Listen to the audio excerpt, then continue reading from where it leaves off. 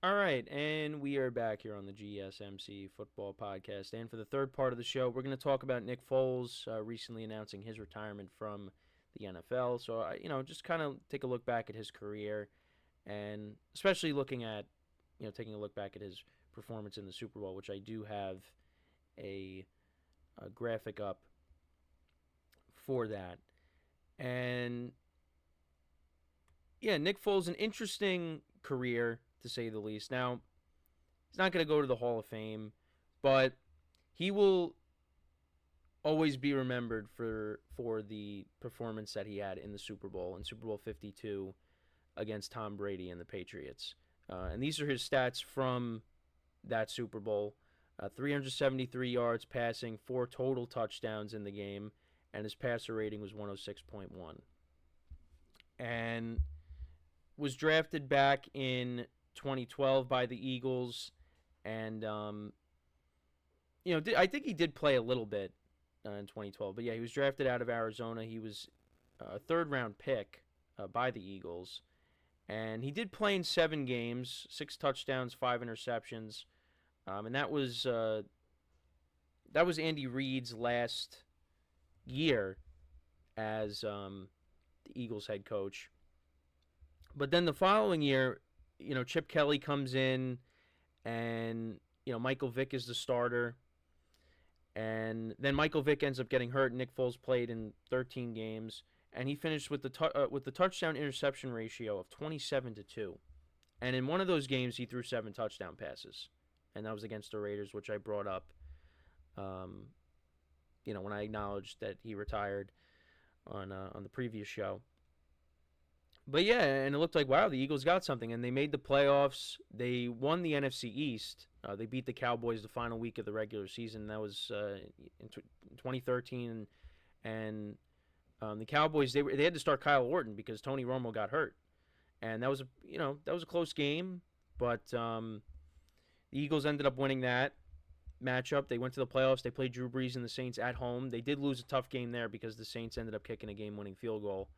But it looked like, okay, maybe the Eagles got their guy. And then he only played in 8 games the following season. 13 touchdowns to 10 interceptions. And he ended up getting hurt. A broken collarbone, I believe. So Mark Sanchez ended up starting the rest of those games. And yeah, also the Eagles, Chip Kelly just started, playing around with the roster because, Deshaun Jackson was gone. LaShawn McCoy, that trade, the following after 2014, he ended up getting traded to Buffalo for Kiko Alonso, and Nick Foles ended up getting traded to the Rams for Sam Bradford. And the first game of the year, they won 34-31 over the Seahawks, and that was a huge win at the time. But then Foles ended up getting benched for Case Keenum. And then Case Keenum got hurt, and then Nick Foles came back in. But then once Keenum was healthy, he got benched again, and he had 7 touchdowns to 10 interceptions. Played in 11 games. There was times where he was close to retiring. Because after his stint with the Rams, I think he was thinking, well, I did see a quote from him. He said, like, there were plenty of times where he thought he was going to retire, like, if he still wanted to play. Ended up doing so. But, yeah, did play in 3 games with the Chiefs when Alex Smith got hurt in 2016. 3 touchdowns and no interceptions. But then made his return to Philly in 2017. And, the Eagles, they, were playing really well. Well, Carson Wentz was playing really well. Carson Wentz, if he doesn't end up getting hurt, probably ends up winning the MVP. And, what ends up happening is Carson Wentz, late in the season against the Rams, ends up tearing his ACL, scrambling, trying to get into the end zone, diving into the end zone, and ends up tearing his ACL, leaving the game. Well, we didn't know at the time when he left the game, so Foles had to come in and play in relief of him. But then, we found out that, Carson Wentz tore up his knee on that play, and Nick Foles started the remaining games, and he went on this immaculate playoff run. They beat the Falcons.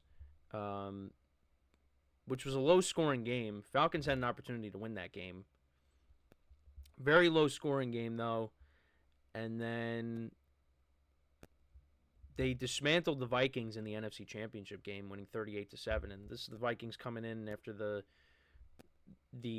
Minneapolis Miracle, and they went to Philly, and I think they lost. I think it was 38-7. Because if you remember, the Vikings went right down the field on the first drive, and you're like, wow, this is going to be a good game. But that was not the case. The Eagles really took over that game. And then, of course, we get to the Super Bowl. And Nick Foles was unbelievable in that game. Tom Brady threw for 500 yards in that Super Bowl, but it didn't matter. The Eagles still won that game, and Nick Foles played amazing. And, of course, one of the touchdowns was, of course, the Philly special. He had a receiving touchdown in that game off that play. They wanted to run that play, and they did so. And they did that, and that was a very entertaining Super Bowl. And Nick Foles did throw an interception in this game, I believe, but not that it matters. But Tom Brady was flawless throughout that entire game, and then at the end, he got sacked, lost the ball, or got the ball stripped away from him. He's about to throw it. It got knocked out of his hands, and the Eagles defense got that back. They were only up by 5 points, and they kicked the field goal to go up by 8. And, the Patriots, they threw a Hail Mary at the end, but it didn't matter. The Eagles got their first Super Bowl championship, and Nick Foles will forever be a Philadelphia hero because of that. Now, as a Giant fan, you guys know. As a Giant fan, the history, the rivalry, you get it. But you know what? You got to give Nick Foles his flowers for that, because that was unbelievable. And he did fill in for Carson Wentz the following year because Wentz got hurt again. And, Foles once again making the playoffs with the Eagles. And the Eagles were kind of struggling at times throughout the year, but,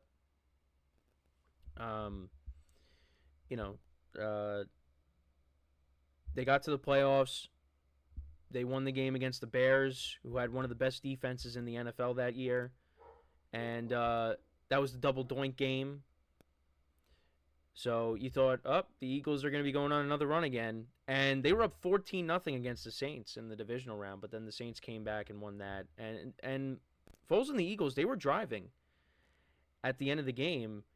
And, that pass goes off of Alshon Jeffrey's hands, and that was basically it. That was the last game that Nick Foles played for the Eagles. But, look, they're always going to have that Super Bowl. And if it was, and who knows, maybe they do beat the Saints if Jeffrey holds on to that pass. But I did want to bring up, though, despite, the Eagles maybe not looking as good with Carson Wentz that season in 2017 with Foles. I mean, they still put together good games. But that game against the Falcons, where it was low scoring, people thought, the Eagles are not going anywhere. They're going to lose against the Vikings. With how that game played out, because it was very low scoring. But that ended up not being the case. Nick Foles was unbelievable in the championship game, and he was unbelievable in the Super Bowl, and they ended up winning that.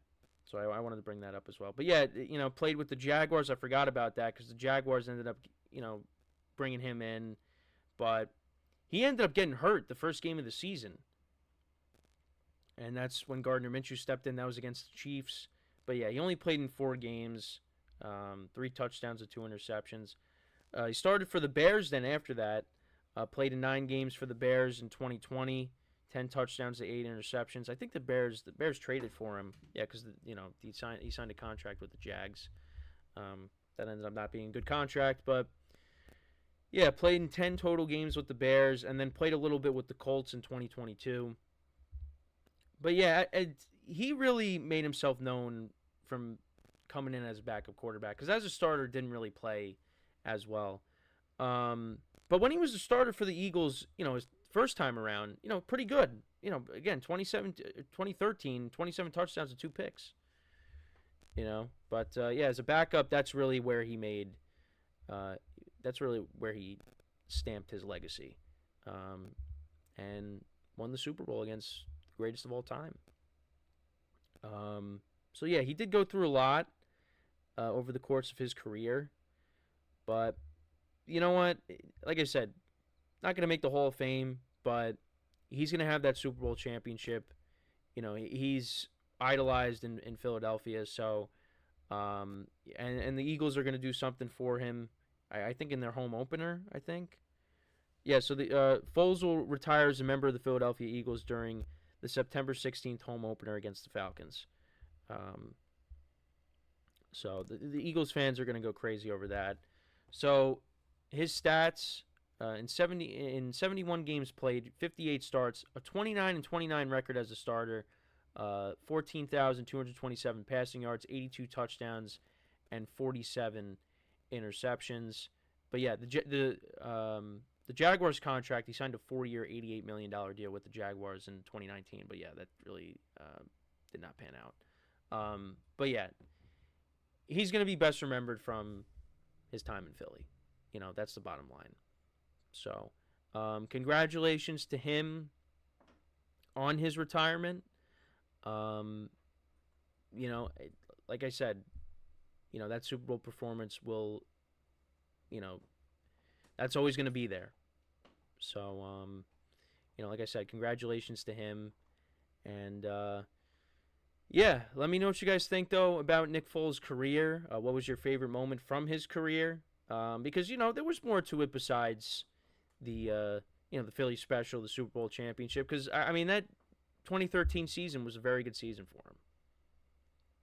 That 7-touchdown pass game against the Raiders. There's some other moments in there, but, I mean, obviously I think everybody's going to say, the Super Bowl championship is, at the top. So, yeah, no, that's pretty much my thoughts on Nick Foles. Again, wish him best of luck in retirement. Is going to be remembered for a while, especially in the city of brotherly love. But yeah, so we're going to take our next break of the show, and then when we come back, we will talk about some of the. I'll give you some more injury updates around the league. With Nick Chubb, DeAndre Hopkins, some of the other injuries, because there's some players that probably aren't going to play in Week 1. So we'll keep an eye on that as we go into the as we get closer to the regular season.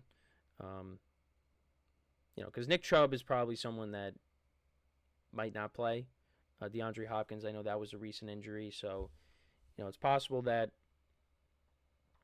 he misses some time. But there's also some other injuries as well that I wanted to touch upon and give you some updates in that regard.